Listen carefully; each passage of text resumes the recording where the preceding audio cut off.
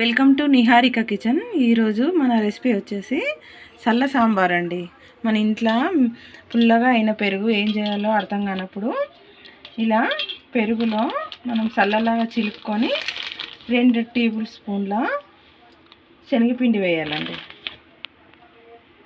వేసుకొని మంచిగా ఉండలు లేకుండా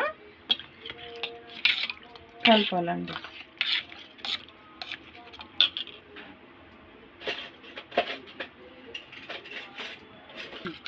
విజర్తో మంచిగా ఉండలు లేకుండా ఇలా మంచిగా కలుపుకోవాలండి.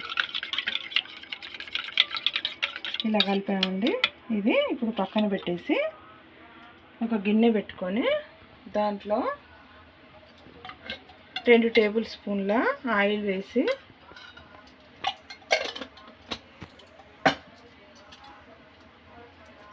జీలకర్ర, ఆవాలు, ఇది పుల్లటి పెరుగు చాలా టేస్టీగా వస్తుంటుందండి.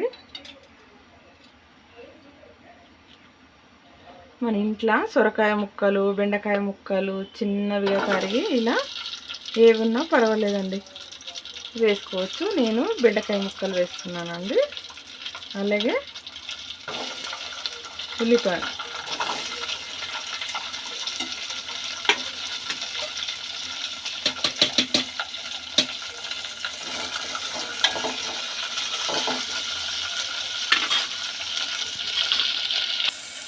కొద్దిగా సాల్ట్ వేస్తే ఇలా మంచిగా మగ్గుతాయి. ఇప్పుడు దీంట్లోనే మనము పచ్చిమిర్చి, ఎండుమిర్చి కొద్దిగా వేసుకొని మంచిగా కొద్దిగా ఫ్రై చేయాలండి. ఇప్పుడు కాస్త పసుపు వేసుకొని కలపాలి.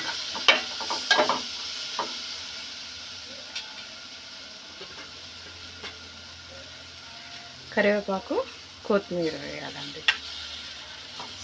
ఇలా వేసిన తర్వాత మనము ముందుగా కలిపి పెట్టిన ఈ సల్ల 2 టేబుల్ స్పూన్ల బేసన్ వేసి ఇలా మజ్జిగలా కలిపాం కదండి, దీన్ని వేసి 5 నుండి 10 నిమిషాలు మంచిగా మరిగేయాలండి.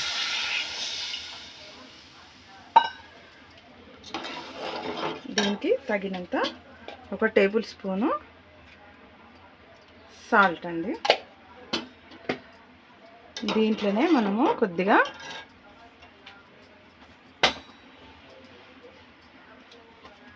జీలకర్ర పొడి కొద్దిగా వేస్తే మంచిగా డైజెషన్ కూడా వస్తుందండి. ఇలా 5 నుండి 10 నిమిషాలు మంచిగా ఒక మరుగు వచ్చేంత వరకు మసలాలండి.